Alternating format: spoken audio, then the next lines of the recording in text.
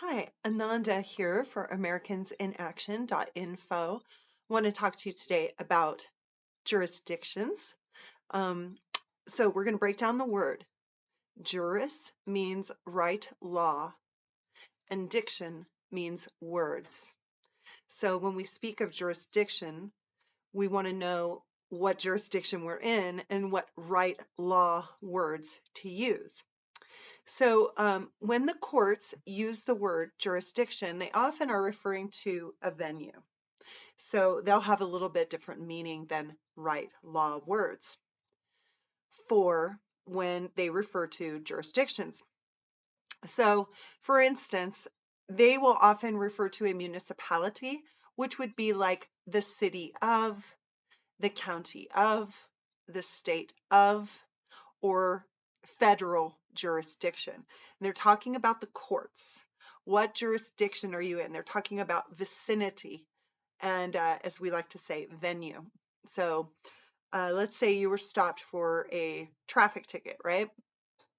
And they'd say, oh, what jurisdiction are you in? Oh, well, that would be the city of, and then fill in the blank, what city you were in.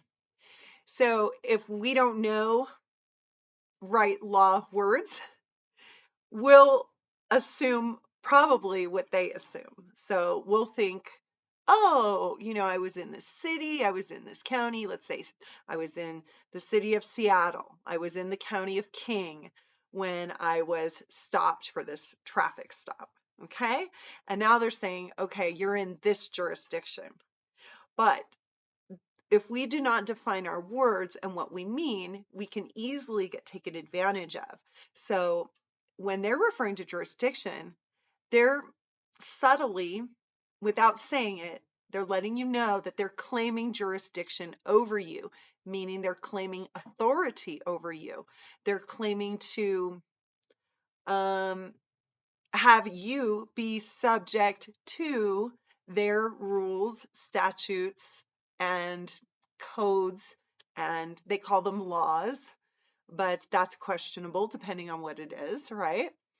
If it goes against the Constitution, then we don't call it lawful. And I certainly wouldn't refer to it as a law. I'd say a recommendation or a rule.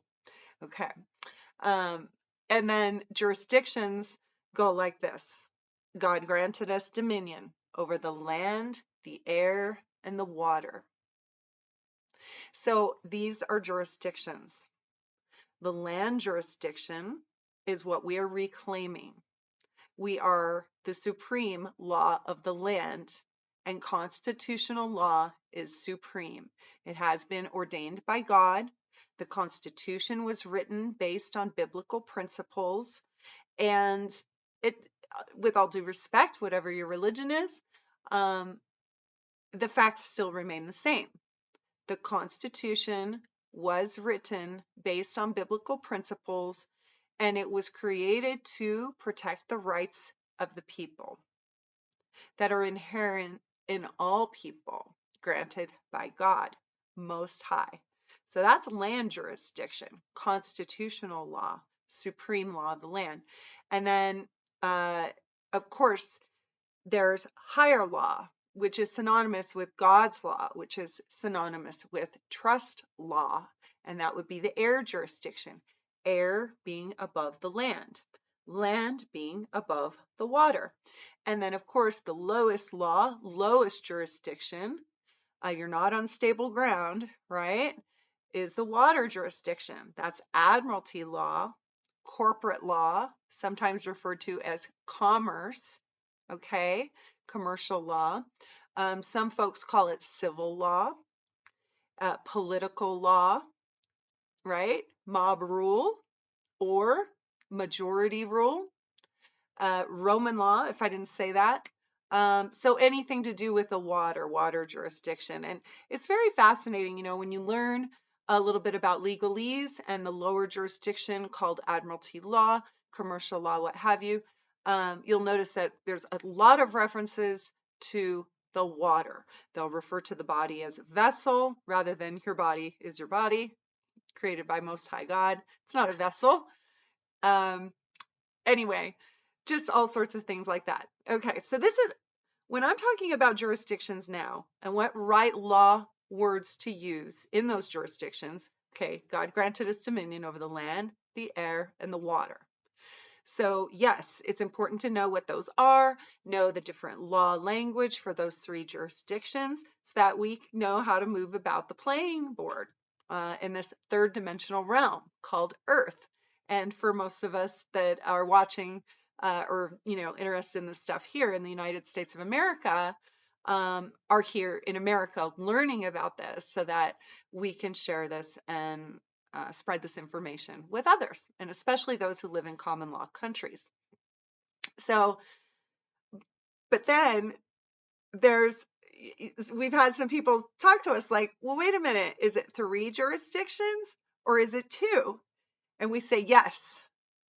And the reason is this. So when we're talking third dimensional realm, we're talking about 3 jurisdictions. But when you get down to the nitty gritty, there are only 2 jurisdictions. There's either the kingdom of heaven or there's Babylon. There's either goodness and God's grace or there's evil and criminality afoot. So you're either with the law, which was written in your heart, or you're not. And the only reason that the law exists is for the lawless. It's not for the ethical people that live by the law. When we live by God's highest law, we are living kingdom of heaven living. It's a fabulous thing. It's not too hard to do, but you have to want to do it. And that's the caveat here, is we have free will on this earthly plane. And so we get to choose if we want to choose kingdom of heaven, if we want to choose God, if we want to choose love. And as we choose, it is said we are the chosen ones because we choose. So anyway, that's what I had to say about jurisdictions today. Hope you find this information helpful. And just know we here at americaninaction.info are not attorneys. We do not give legal advice. This is all for entertainment and educational purposes only. And I wish you a very blessed and beautiful day. May we have peace on earth.